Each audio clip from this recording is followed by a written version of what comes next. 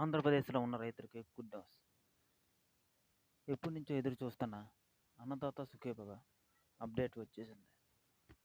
ఇది చూసే ముందు నా ఛానల్ నచ్చితే లైక్ చేయండి. మరిన్ని అప్డేట్స్ కోసం సబ్స్క్రైబ్ చేయండి. టీడీపీ ప్రభుత్వం ఎలక్షన్లో గెలిచి ఒక్కొక్క పథకాన్ని అమలు చేస్తూ వస్తున్నారు. దీంట్లో అన్నదాత సుఖీభవ ఒకటి. దీనికి ఈ కూటమి సంవత్సరానికి 20,000 రూపాయలు ఆర్థిక సాయం చేస్తానన్నారు. దీంట్లో పీఎం కిసాన్ తరఫున 6,000, టీడీపీ ప్రభుత్వం తరపున 14,000, మొత్తం 20,000 ఆంధ్రప్రదేశ్ రైతులకి సాయం చేస్తుంది.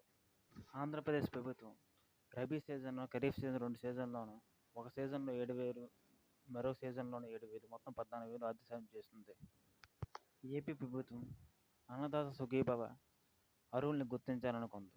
ఇది గతంలో వైఎస్ఆర్సీపీ రైతు భరోసా ఇచ్చిన వాళ్ళకి అదే పథకాన్ని అమలు చేయొచ్చు.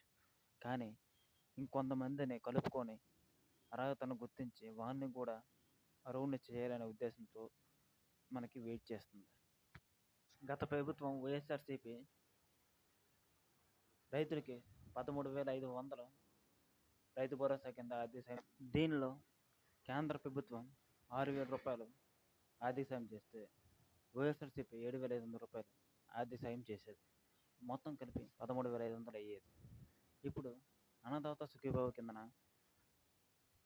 14,000 రూపాయలు టీడీపీ ప్రభుత్వం, 6,000 రూపాయలు కేంద్ర ప్రభుత్వం కలిపి మొత్తం 20,000 అన్నదాత సుఖీభవ కిందన ఏర్పాటు చేస్తుంది. త్వరలోనే టీడీపీ ప్రభుత్వం అన్నదాత సుఖీభవ కోసం ఒక పోర్టల్ని విడుదల చేస్తుంది.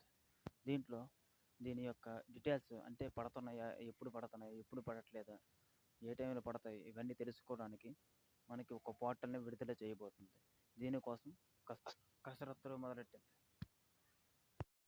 మీకు మా ఛానల్ నచ్చినట్లయితే లైక్ చేయండి. మరిన్ని అప్డేట్స్ కోసం సబ్స్క్రైబ్ చేయడం మాత్రం మర్చిపోకండి.